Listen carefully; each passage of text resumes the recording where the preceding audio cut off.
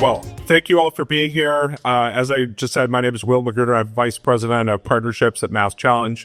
Been in this role for about 5 years now, and I'm really excited to be joined today on this panel with three people that are very important members of our broader MassChallenge community and also our partner community from BAE and Foley Hoag, and then one of the founders that's been through our program. And these are two of our longest standing partners, as well as one of our most involved founders that has been through multiple MassChallenge programs. So I'm excited to kind of share how our mission impacts all of these organizations and how having all of them as a part of our community makes a strong and vibrant place to scale and grow a business and also support corporate innovation strategy at the same time. So I'm going to let everyone introduce themselves individually. So we'll just get started. Sarah, I'd love to hear about your role at BAE and how you see yourself fitting into the innovation ecosystem as a whole. Sure.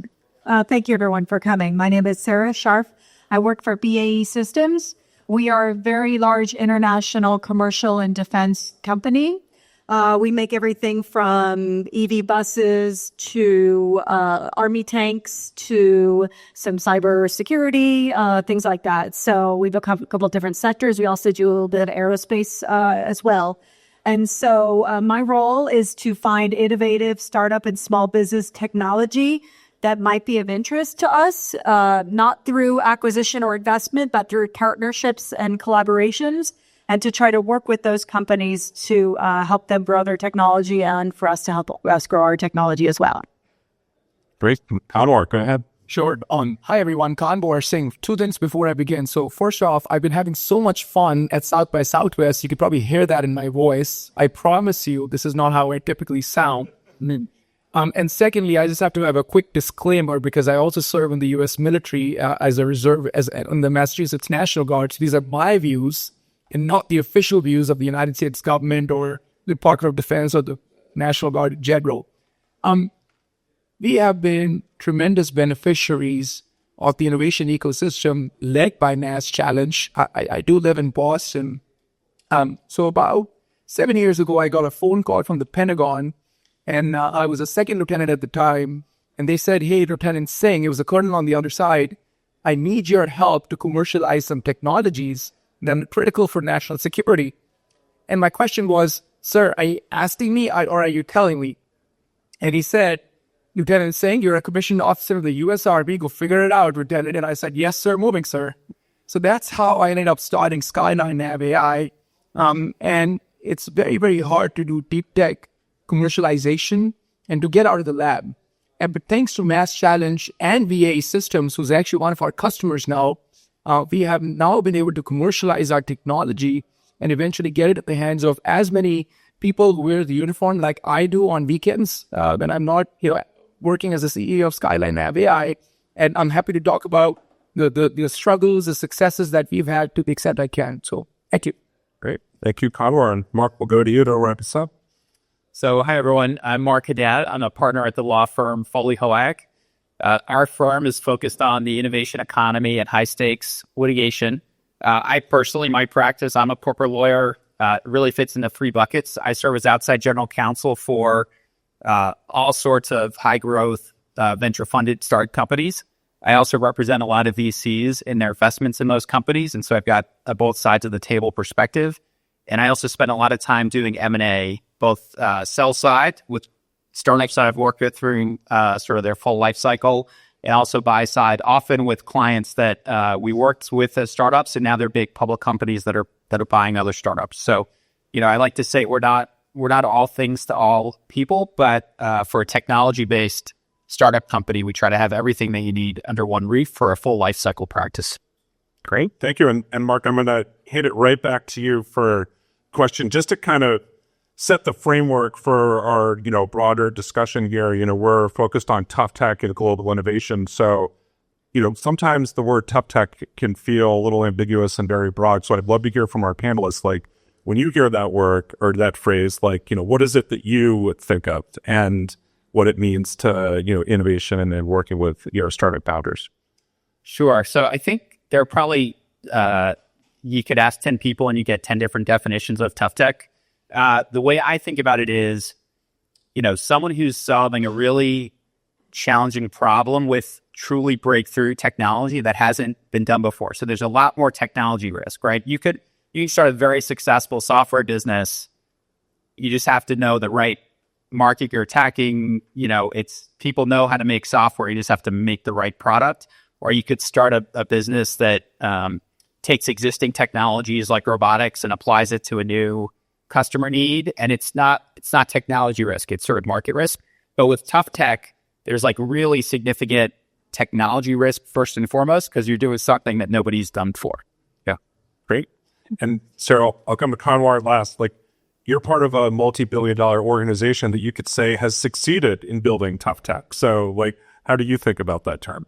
I too think it is ambiguous and very broad. That is definitely a very hard question to answer. So, I echo the sentiments over that it is trying to tackle tough challenges and very tough problems. Not always succeeding, but just attempting to succeed at that and tackling things that nobody else wants to. And so, Conwar, you have the hard job because you're actually trying to scale a tough tech company. So, what does that term mean to you, and how do you use it in pitching what you're working on? Yeah, absolutely. Look, first off, I have a lot of friends, thanks to communities like MassChallenge, who are startup founders themselves. And anyone here have ever run a company, or you're an entrepreneur, just by show of hands? Yeah, many of you all know how hard it is to run a company, right? You're responsible for everything. I may have a fancy title as a CEO, but Saturday nights, I'm running payroll or reviewing patent documents with our legal help or whatever, right? So you're kind of doing everything. Being the CEO, co-founder of a tough tech company is like just 10x that, right? Because there is no demand for what you're building right away. Perhaps the product is not ready. It's technically, scientifically hard. And so there have to be a lot of breakthroughs that you have to do before you can get there. The examples I like to use are GPS, for example, or mRNA vaccines. And coming from Boston, we have companies like Moderna and Pfizer there. And, they were really struggling to commercialize mRNA vaccines before the pandemic. No one cared about mRNA vaccines until the pandemic hit. And they were one of the first ones to come up with a successful vaccine that helped hopefully save a lot of lives, right? Which might be politically controversial, so maybe I shouldn't use that example. But in any event, imagine if those entrepreneurs and those scientists had not spent hours and hours working on the mRNA vaccine. Perhaps we might have still been in one of the deadliest pandemic in human history. And that's what I remind our team and engineers. We end up running into a lot of technical failures, by the way. We only have a few good days a year. We've had some recent successes where our technology has matured enough where we are getting great results. But I got to tell you, the first 3 years, we were just like banging against the wall. Why is this thing not working? Why are we not able to demonstrate success in real world? It sounded fantastic in a lab and in a classroom and in the patent documents and the scientific papers we had read, but it just wasn't working, right?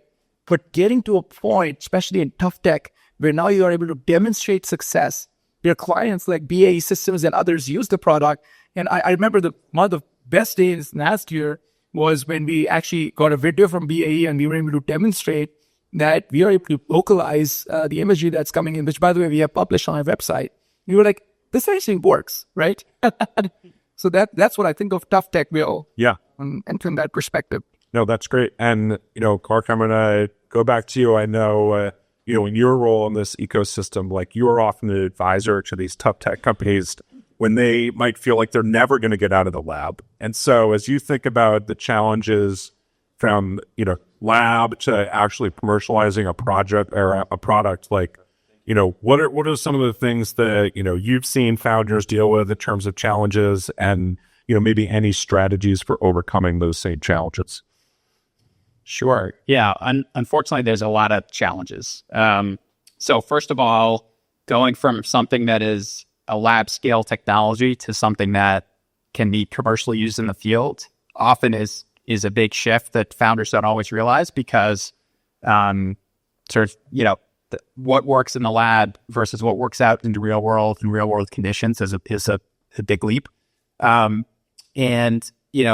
another big challenge is sort of because you're doing something so new, it's finding the right first customers and even finding the right first market. Right? You might actually have a huge market that's available to you, but that is more risk averse. And you might have to find a first initial market that's smaller, that is a little bit more ready to be a first customer. I think one of the best strategies you could use, and I think the other panelists could probably talk about this a lot more, is, a lot of our clients end up with some strategic who's either a first pilot customer or an investor or both. And those really help to sort of make sure that you're building a product that the customer wants, and also that you've got sort of this entree to a first customer who is willing to be a little bit of the guinea pig because, they feel like there's a real market need. Yeah.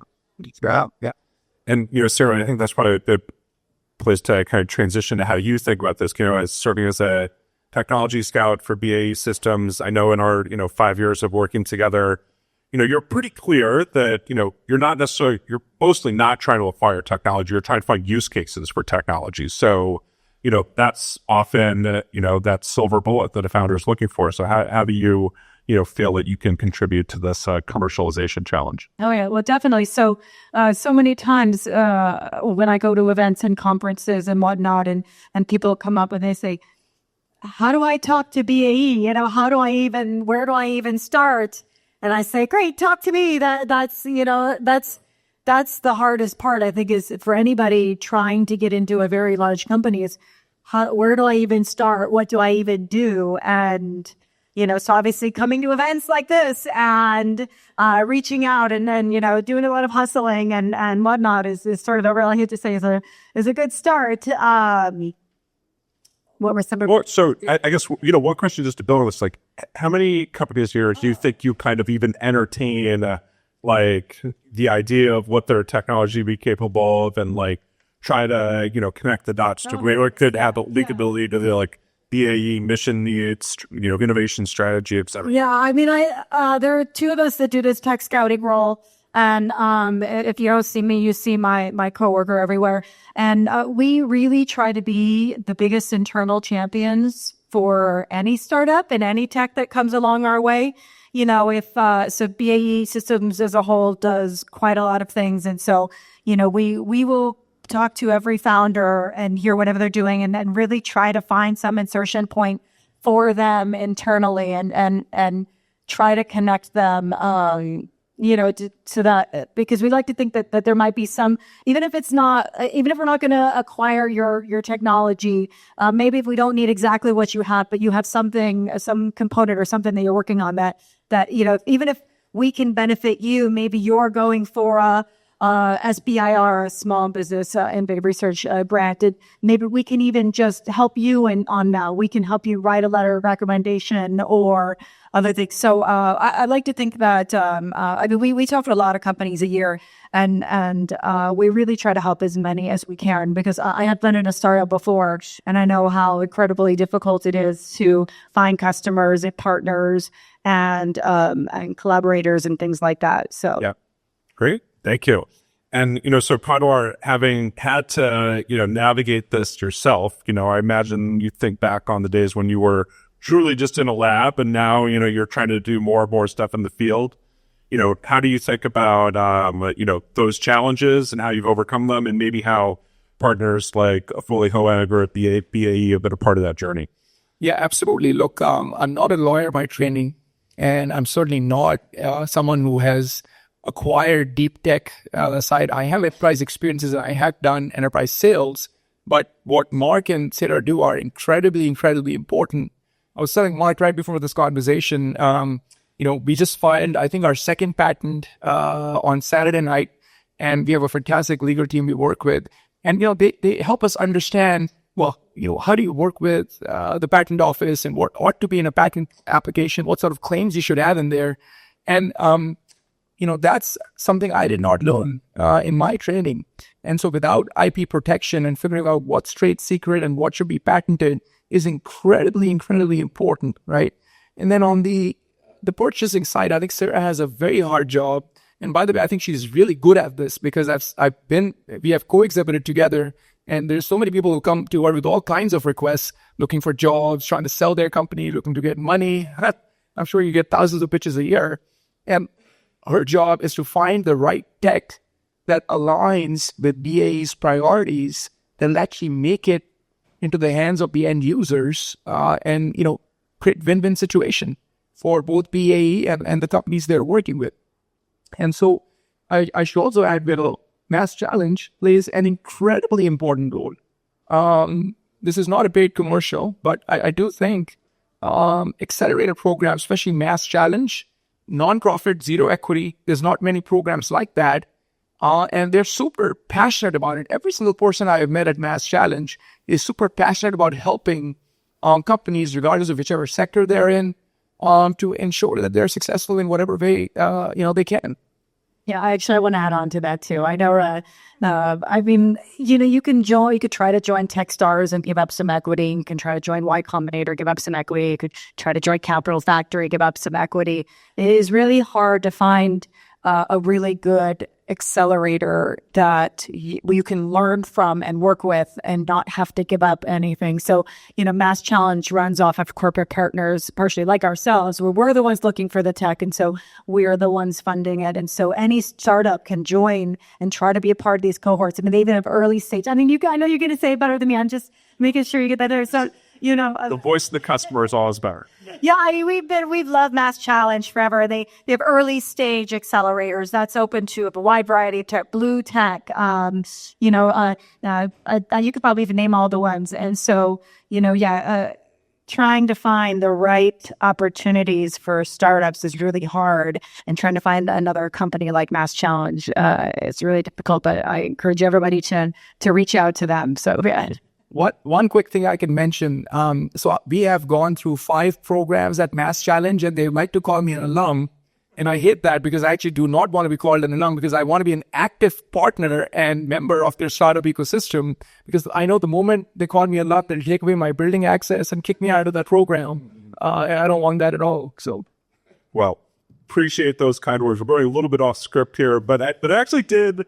No, this is great, though, because I actually do want to give Mark a quick chance to chime in on this, because Mark talked to the original founder of MassChallenge in 2009, before the first program had even sourced a single startup.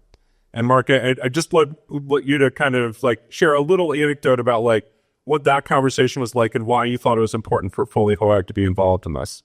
Yeah, so I met John and Akil, the 2 founders, for the first time. They were a startup just like the rest of you. It was literally 2 guys and a pitch deck, and they were running around this networking event with their pitch deck, talking to people. And I was one of the people they talked to, and we talked about it for a while. And they, like good entrepreneurs, kept following up with me, kept keeping me updated. And then, eventually they were, had lots of perseverance, and they managed to convince a landlord right near our office to give them free space. And I said, these guys can really make something happen. And they're literally going to be down the street from us. So how can I say no to us getting involved? And so we were involved, literally from day one. We're the first sponsor, but we're very happy to have sponsors like BAE taking the torch. That's awesome. So thanks for sharing that. So, back to our, discussion, the other thing that I think is often challenging for founders that think of themselves as, top tech innovators is there's regulatory things that need to be considered. And sometimes the very definition of tough tech, sometimes no one's done it before. So the regulations that might exist today, aren't necessarily the same regulations that are going to be put in place tomorrow, because it's an evolving landscape. And, Conor, I don't know if you can speak to this at all in terms of things that you've had to consider in your own journey from a regulatory standpoint. And then we'll, go to, Mark and Sarah after that. I have to be careful because this session is being recorded. So I'm not going to talk about some of the things we may or may not have done. But I will say this. You're absolutely right, Bill. If you're doing something new and innovative, there's things you're probably doing that could be in that gray area. And, we tread very carefully, obviously, when that happens. And I am obviously reporting to a board. And one of the things we always talk about in our company is our mission.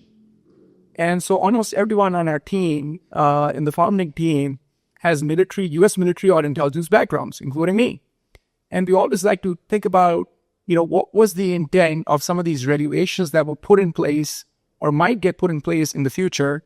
And by the way, are these regulations done right, or are they slowing us down unnecessarily because our adversaries may not have those regulations? And by the way, this is what keeps me up at night. I look at things from a national security lens, and everything we're doing at Skylight Nav AI, is to ensure America succeeds and our warfighters and our commercial markets and our allies have access to a GPS-independent navigation system. So if someone tries to take out our GPS constellation, which is extremely critical to how we live, work in our society, well then, it's going to be pretty catastrophic. And so we always have that lens. So there's some really bad people out there, by the way. And I see that, when I wear the uniform.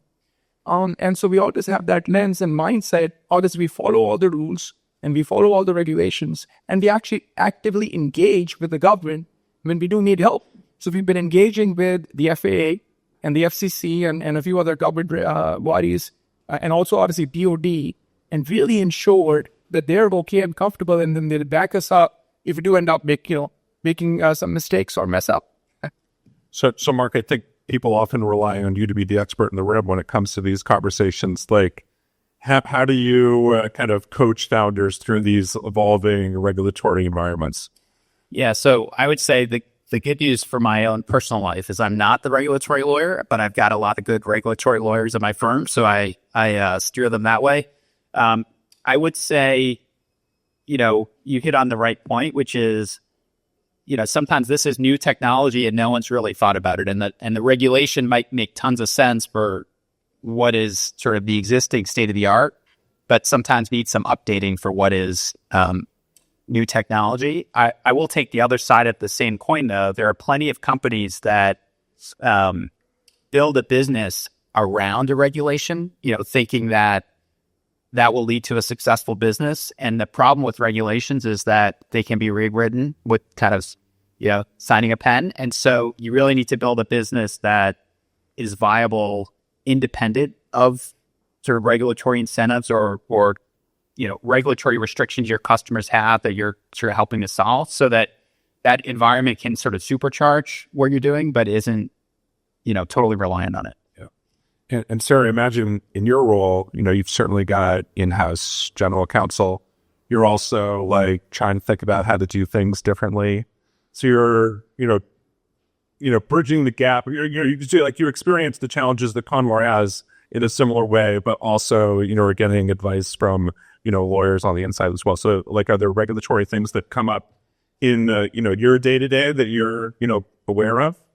I'm sorry to say I'm not always a friend of my legal team, when they're holding up things, waiting for approval. But, this is sort of a side story, but if you've ever heard from Mike Maples, who wrote the book Pattern Breakers and is a huge investor, I think he says that when a company like Lyft first came to him and they said, well, I think what we want to do is actually illegal. I don't know if we're going to be able to have people take their own cars and pick people up. And Mike Maples said, sign me up, and I think that, like, the companies like that, like Airbnb, going, well, I think I want to rent out a room. I don't even know if this is legal or not, and to think like how much the world has changed on people who started companies not even knowing if it's even regulatory compliant in any way, so, to even like, Waymo or, the new robo-taxis, the new Tesla robo-taxis that are coming. I don't think they weren't sitting around and waiting for the city or the state to say,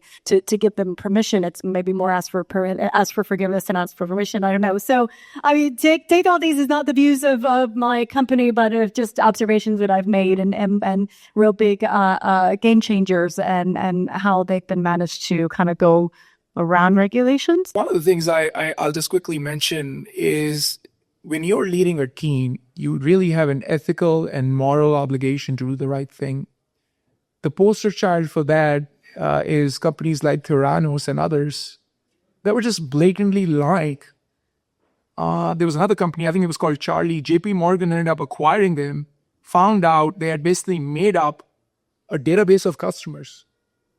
And I think these founders ought to be in jail. They really ought to be. Because, look, there's bad apples in every profession. And so I always tell founders, do not cut corners. Do the right thing. If you're in a gray area, talk to people. Have conversations. Ensure that you have a good understanding of what the ethical boundaries are. And you ought to hold yourself to those high standards. I tell my team, if they raise a concern, and look, I'm the head of HR at Skyline Nav AI. There is no HR department because we're a small team. But if they have any concerns at any point, they can come talk to me and they can talk to our board, and there'll be no consequences of that because we really want to hold ourselves to the highest standards possible.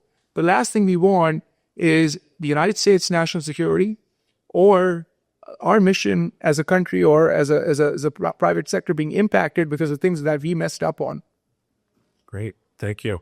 So I'm going to pivot a little bit to, funding. And this is often like a critical milestone when it comes to tough tech companies. I was actually at an investor conference a couple weeks ago, and there were 3 panelists up there. And I eventually raised my hand to ask a question at the end, which, by the way, I encourage all of you to think of some questions, just will save some time. But one panelist said it's really hard to be a dual-use company and early. And if you're not familiar with dual use, that's an expression used to describe a company that has a commercial use case, but also some applicability to a mission need within the DoD most often. The other founder said you should never be just a defense, or the other panelist said you should never be just a defense company. And the third panelist said the easiest way to get money when you're early is through the SBIR program within the DoD. So I'm sitting here thinking to myself, all right, so I can't be early in dual use and I can't be just a defense company, but I should try to go get money from the DoD because that's the, easiest capital to get. So I use that as a setup to just say there's a lot of ways that, you can find capital to support your business. There's different kind of costs, if you will, associated with that capital. Conor, how did you think about finding early capital, and how do you maybe think about where your next source of capital is going to come from? So we got lucky in a lot of respects. It wasn't hard work. It really, truly was luck. We ended up getting connected with the Army Research Lab and the researchers that had built the technology. Now, it wasn't commercially ready, but they had done a lot of thinking and had spent a lot of time and money and resources, which was our taxpayer dollars, by the way, that had built the technology, which we ended up licensing from the US government. So we had that going for us, number one. Number two, we also got lucky because this was in 2021 and 2022, where we got non-dilutive money from the US government. Government, and I think of the US taxpayers as seed investors in Skyline Nav AI Inc. And so I think it's gotten a lot harder to get DoD non-dilutive money since then, because when the VC markets dried up, everyone started running towards R&D money. And so I think the odds have come down significantly of being able to get non-dilutive money from DoD. But I always encourage that. So I think the third piece where we got lucky was we were able to leverage being at the right place at the right time and having access to critical funding to build the product. And when it was ready, thanks to MassChallenge and being at the right place at the right time, we ended up running into some commercial customers. They're like, we want to buy what you have done and use that product, right? And so if these things had not happened, you probably would not have been business. Yeah. And, Mark, I know you and your team have a deep network of venture capitalists and investors that, you can help introduce founders that, you're advising to. So what have been your observations about kind of the, appetite for funding tough tech recently, and, how you've been able to, help founders in that sense? Yeah, I would say, tough tech is a lot harder place to get funding than kind of your typical, vertical SaaS company or AI company. A lot of times what's really useful is, if you've got a strategic investor coupled with financial investors, right? The strategic sort of gives some market validation, but you also don't necessarily want a company where the strategic is your only investor and has sort of too much control. And there's a lot of things to sort of balance out there when you structure that. But that in tough tech especially ends up being very valuable because, again, there's technology risk, but then you've also got, after the technology risk, you've still got the market risk. And it's hard to disprove the market risk without already having the product developed and in the field, and you can't do that without the funding. And so the strategics can really come in and help validate what you're doing. And similarly, angel investors can also be, angels that know the industry, believe in what you're doing, kind of understand the real problem and validate for other investors. Great. And, Sarah, I know you and your team are not specifically investing in startups, taking an equity stake, but there are definitely ways that you can help get them connected to capital. So, what are some of your strategies for supporting businesses like Comar? Oh, sure. Yes. So I will say I've seen a surprising amount of new venture dollars going into dual use defense tech. All kinds of theses that go up. We only invest in veteran owned companies, or we only invest in women owned companies, or other things like that. And so there have been some really good venture capital firms coming along trying to offer capital to a variety of different companies that may not have been able to get funding before. And then also there is, you think about I don't even know how to even get SBIR money from the government. Well, the Air Force's SBIR funds they have very, very broad open topics. You'd be surprised some of the tech that you might be able to somehow spin to have a little bit of defense application to it that somebody like Air Force might even fund. And so, don't feel like your tech has to be explicitly for government defense only. Consider looking at money from AFWorks or DARPA. DARPA funds all kinds of weird, crazy ideas that may not even be theoretically possible.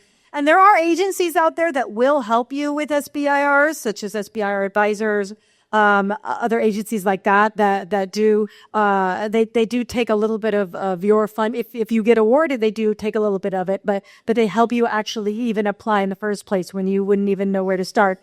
And so, sometimes if we see really good technology, we do try to help them. We won't write your SBIR for you, but we will maybe write a letter of support. Or if you even are successful and lucky and you get a higher SBIR, there's phase 1, there's phase 2, there's higher. We will even try to work with you in some of the higher phases and develop your tech with you. And then also, we might know, we do work with a couple of different venture capital firms. They pass along, hey, we were looking at this really good company, we're investing in, we think they'd be great for you. They pass them along to us. And then sometimes we do the same where, somebody says, hey, I'm looking for some funding. We might pass them along to some of the people in our network. I mean, we can't guarantee that they will fund you or anything, but it's always nice to just have connections. Yeah, no, that's great. And, one other thing that maybe you could comment quickly, Sarah, there's budgets for internal research and development efforts too. So how have you guys identified, opportunities to use those types of funds? Yeah, I mean, obviously sitting right next to me, Comor here is a perfect example. So how we first got connected was MassChallenge offered to do a mentorship program for us, and we took them up on that offer, and we'll do one again this year. So if you follow the MassChallenge website, you'll see that posted. And so they posted publicly today, anybody want to come work with BE? They're going to offer a mentorship. And obviously, since Comor has been through a lot of accelerators, he saw that announcement. I think we probably even connected with you through some of those accelerators anyway. And so he won one of our mentorship slots last year. And so we worked with him on a regular basis to try to figure out where could his tech be inserted. And then at the end of that, we were able to find some internal research and development funds to be able to give him a little bit to continue that partnership, just to develop tech a little bit further until we could try to grow that relationship, to even apply for some external government funding to grow that even more. So yes, it doesn't, he's been a great example. I can't say it happens with every company, but we're really happy when our internal scientists and engineers can try to apply for some internal funding to be able to work with a startup or small business. Great. Thank you. Mark, I'm going to start with you for this next question. I think being a successful tough tech company requires building the right team. And, sometimes you start with a technical founder. Sometimes it's more like a serial entrepreneur that's like great at the go-to-market strategy. Like, how have you seen maybe like through both of those very basic lenses, like teams evolve and like come together and gel and ultimately scale a successful tough tech venture?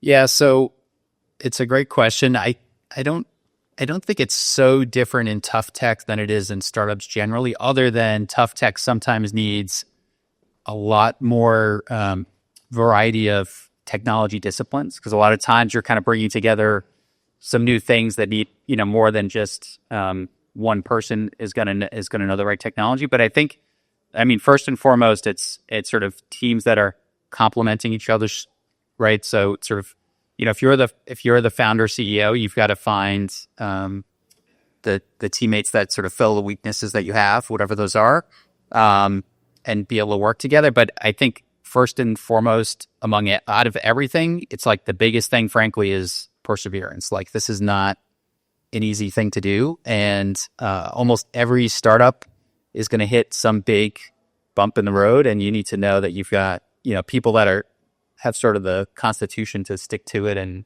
get through that. Right. And Conor, how have you thought about this? Like, you've probably had a few people come and go from the team. You've had a few people be there basically from the beginning. You're probably thinking every day about who's going to be my next hire. So like, what's your strategy around building a team? I really like what Mark mentioned, perseverance. I actually have that on my business card. The courage to persist matters more than success or failure in life. And I remind that to our team every single day. And I think there was a panel earlier today that talked about how perhaps immigrants end up being, more successful because of all the crazy stuff we've had to deal with in our lives. I was not born in the United States. I immigrated here at 17. And so, just going through cultural assimilation and all of that, took a while. But the reason I say this is there's going to be a lot of roadblocks along the way. Bill, to your point, technical challenges, people coming and leaving. I think we've hired two, heads of business development, and both of those didn't work out. We're still in good terms with both of them, and I'm always looking to hire someone who can help us accelerate our sales piece. And it becomes hard because we haven't raised VC money, by the way. So that limits, who's interested in joining a company in that regard. The final thing I'll mention, when I tried to join the U.S. military, I was rejected 16 times simply because of the way I look, because of my article of faith and my religious beliefs. And I kept knocking on the door and I said, hey, as an American, you can't reject me simply because of the way I look and my religious belief. And they kept turning me down. And I kept going back because I knew that was the right thing to do. And after, I think they were so sick and tired of me, they finally learned, we got to let this guy in. I have the same mindset, as a startup CEO. We've been trying to work with some clients for years. But you know what? I still call on them. Hey, I'm here. Where are you? It's like waking up at, 5 or 6 or whatever and working out in the morning, right? And it's hard. There are days you're like, oh, I hate this. I don't want to do this. I'm an engineer by trade. So being on this panel and talking to all of you is not something I would have done before, but I know how important this is to spread the word and encourage folks to contribute towards national security and dual use and contribute to the ecosystem. And that's why I do these things. But persistence is, to Mark's point, the most important skill set in my view that I think a startup CEO or a founding team has to have. You cannot give up when you're running into obstacles. Yeah. And, Sarah, thank you, Conor. Very inspired. I'll pose a similar but different question to you. Oftentimes this, in my role at MassChallenge, trying to connect organizations like BAE to, promising startups. The one thing I've always thought of, especially as it relates to, what you do is, you're trying to find, novel technologies that fill a capability gap. And the best case scenario is we find a startup that, you can plug into a program of record. The worst case scenario is you do that and then that startup ceases to exist. And, that creates a major problem. And so I imagine as you're assessing which startups are the right ones for BAE to work with, like looking at the team is an important part of that calculus of whether or not this project or this, technology is the right one to work with long term. And so just how do you think about a startup team, and like what looks like good to you? It's a great question. Thank you. So, working with any big defense company will be a really, really, really slow process. You may meet us.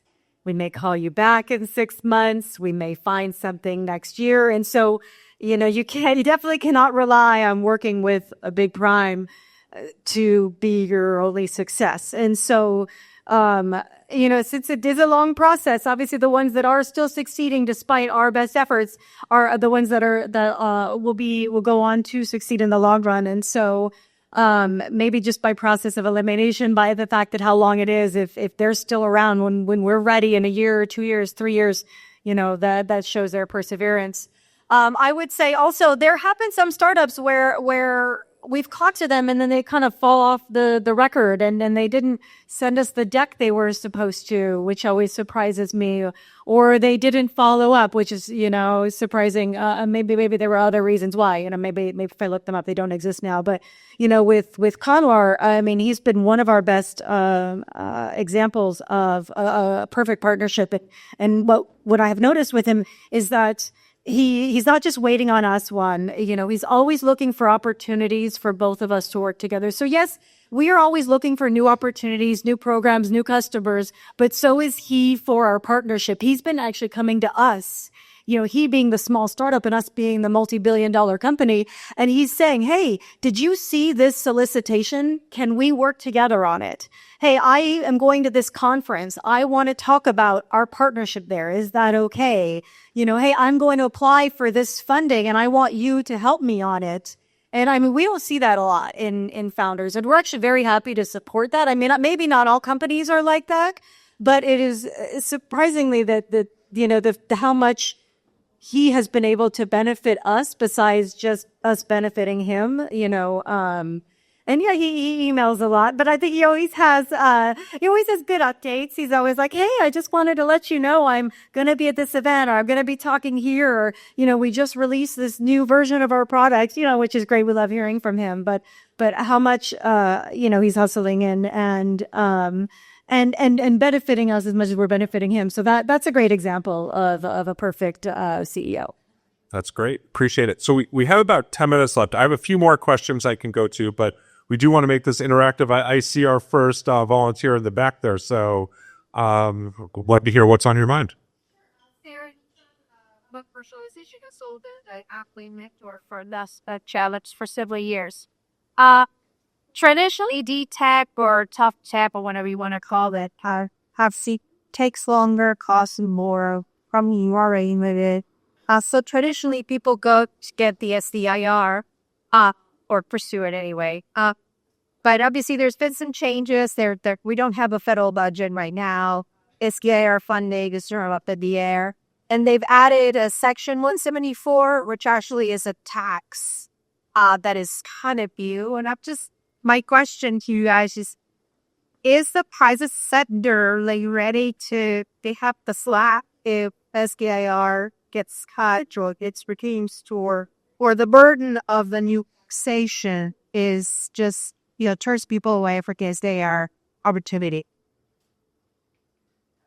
I mean, I can't say I've seen I would say I've actually seen an increase in venture capital funding for dual use and defense. Maybe it's just me. I mean, 8 VC and their $1 billion round they just raised. I mean, obviously not everybody going to be a 8 VC funded company. I mean, even little ones that I've seen. So I don't know, maybe it's just me, but I feel like I've seen VCs picking up the slack a little bit.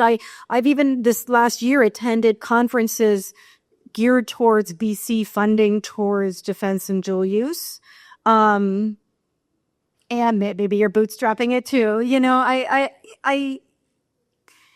I would say also, maybe SBIR funding is slow right now, but I don't think it's going away. And I think it'll still be there in the long run and stay flat or pick back up again.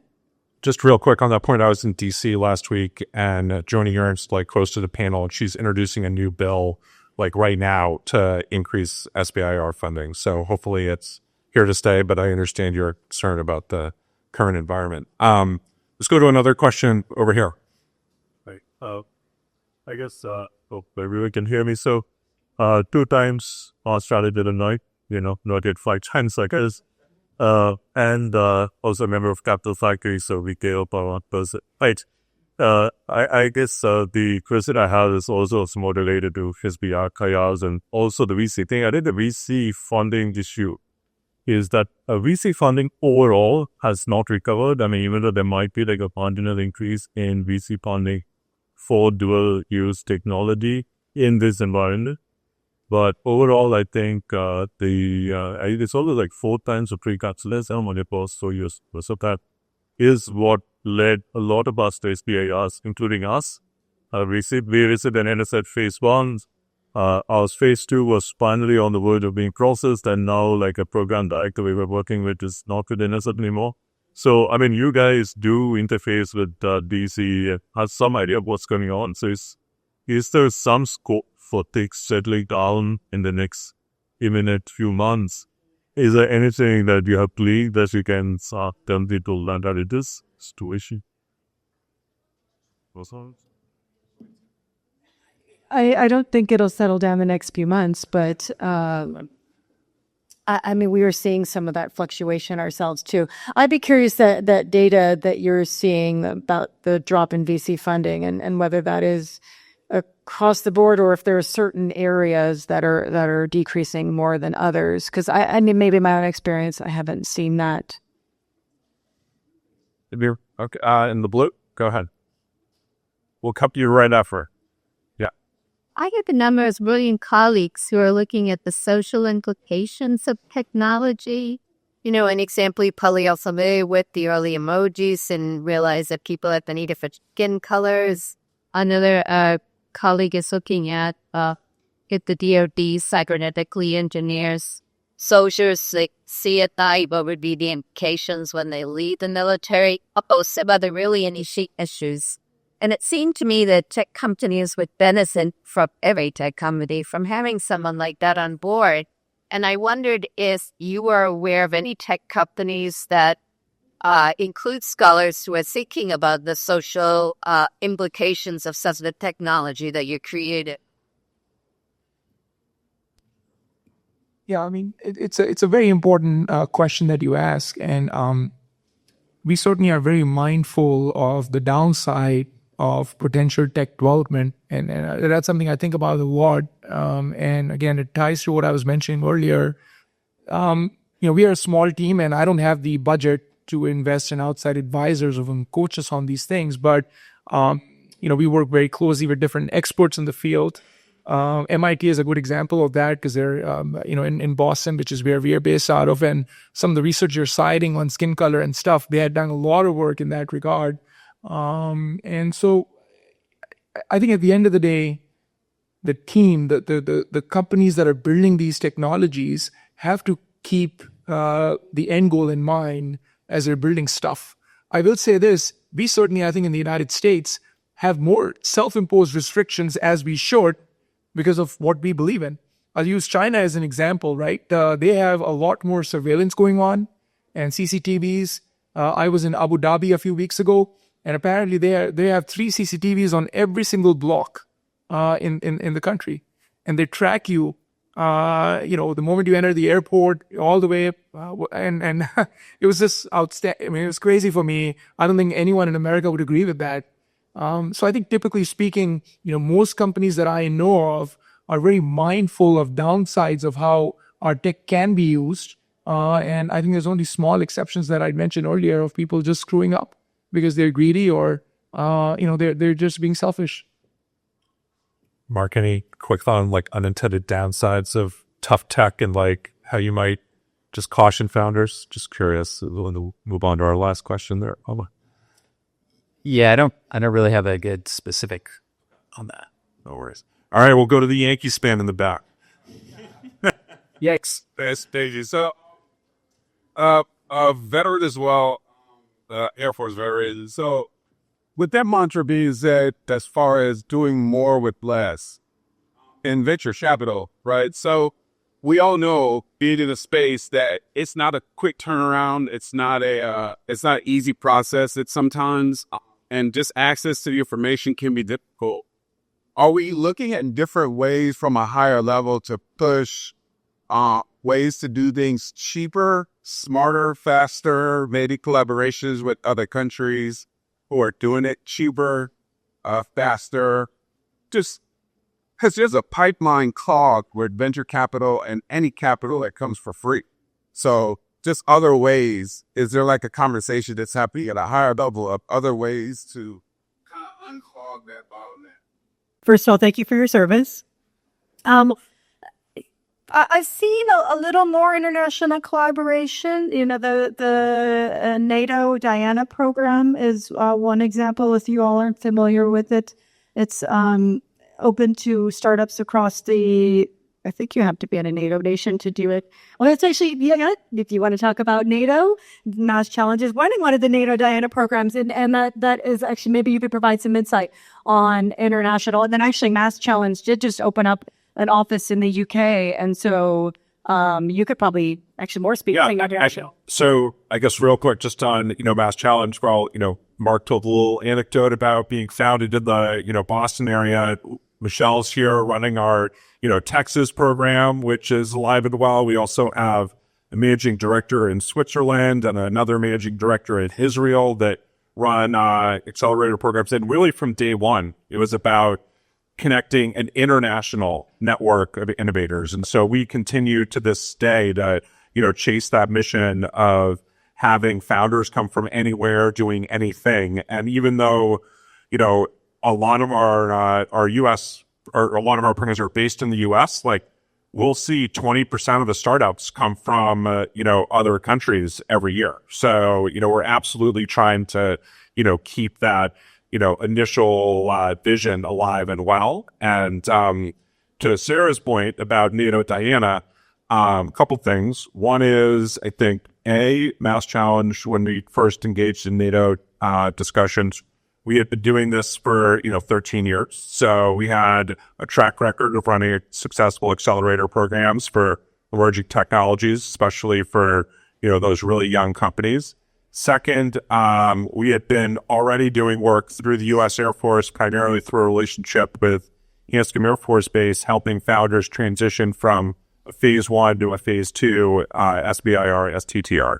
So those two things combined, and then with the support of our partner in bidding on that work at MIT, we were ultimately awarded not just a contract to advise on designing the curriculum to support founders, that would be accepted to the NATO Diana program, but also the operating partner for supporting a subset of that group out of our Boston office. So today, there are, I think, 77 startups in the 2025 NATO program across 13 sites. And, we're proud to, be one of those organizations. So one more quick question, and then we got to get wrapped up. Hi, my name is Urban, Texas, Oxford. Come on up. My bad, I lost my voice, but there's the Urban, Texas entrepreneurship. How can I and the university kind of build this ecosystem so support international founders, some like MBA programs that come in for undergrad? So I work with all of them. Yes. It's really important to like, get past that culture, give them this confidence. Yeah.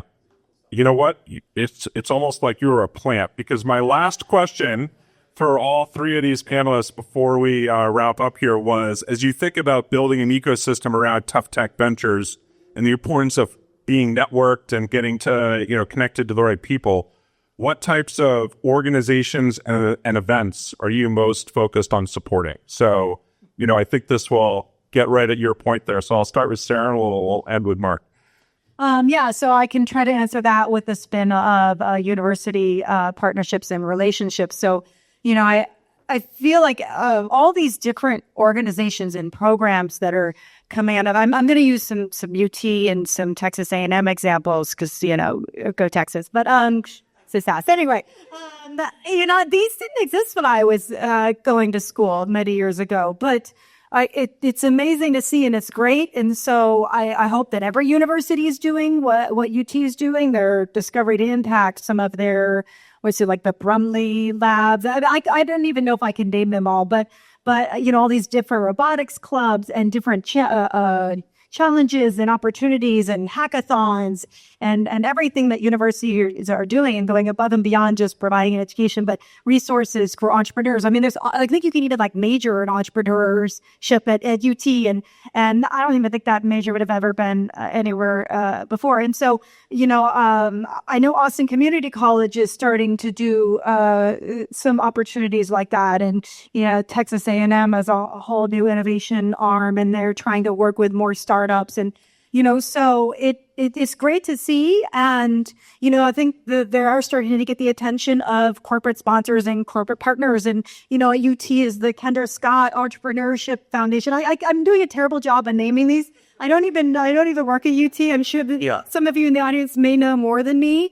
It's amazing, and maybe it's just a matter of getting the word out there. And, it's funny. I did go to a UT career fair, and I was trying to bring people to come and work for BAE. But it was funny when a founder came up to me in Arizona, the student came up and said, I'm looking for a job at BAE, but I also, here's my startup. I'm thinking, I was like, oh, tell me about your startup. It was almost very interesting to hear what all these people are working on, more than just what job they're looking for. So I'd like to think it's growing. I mean, I guess I didn't give you an example of where to go from there, other than just I'm encouraged by what I'm saying. I'm sorry. You guys are just starting about bringing out commutes. So Yeah. All right. So we're going to wrap up so we can get to the upstairs. But Conor, real quick, like as you think about supporting groups and events, like what's top of mind for you? Look, absolutely. We need more dual-use innovators. We do need more folks in the ecosystem, and that's why whenever I get an invite to come talk about my experience, I do it through MassChallenge or MIT or any other venue out there, because we do need the best people working on the hardest challenges, because it's going to all keep us safe and secure and prosperous in the long run.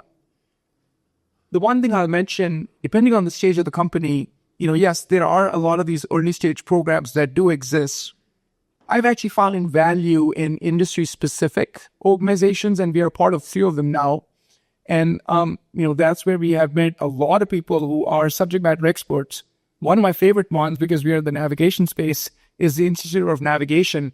And it looks like how you have Comic-Con? That's how I explain Institute of Navigation. It's Comic-Con, but for GPS nerds. I mean, some of the things they talk about, I'm like, that's amazing. And you guys are thinking about that. And a lot of that stuff would never leave the lab. But it gives me ideas. It gives me connections. It gets me to connect with other teams and people. And this whole tough tech space has to be collaborative, because no one can solve our society's hardest challenges by themselves. And so the more we collaborate with others, I think the more success we'll have in this ecosystem. Mark, you want to wrap us up? Yeah, so I would just add to everything that they said. I think the additional thing would be finding a good group of successful entrepreneurs who can help mentor that next generation of first-time entrepreneurs, right? It's hard enough to do this. It's really hard when you're kind of making it all up and you've never done it before. And then, having somebody you can talk to that's been through it before, understands what you're going through, can be hugely valuable. And that's another kind of thing that MassChallenge really brings to its startups. Get the legal help. Yes. All right. Well, on that note, I'm going to wrap us up real quick. But before I do that, could the folks from Foley Hoag please raise their hands that are, here with us today? Thank you. So, Mark is obviously up here representing the team, but we are so grateful for, Foley helping to make this all possible and bringing us all here to be able to support Texas House and be an important part of your experience here at South by Southwest. So thank you to our longest standing partner, Foley Hoag. We're grateful for everything you've done over the last 15 years, and especially today. So, Mark, I'll give you the last word if there's anything you'd like to say to wrap us up. Time for some drinks. What is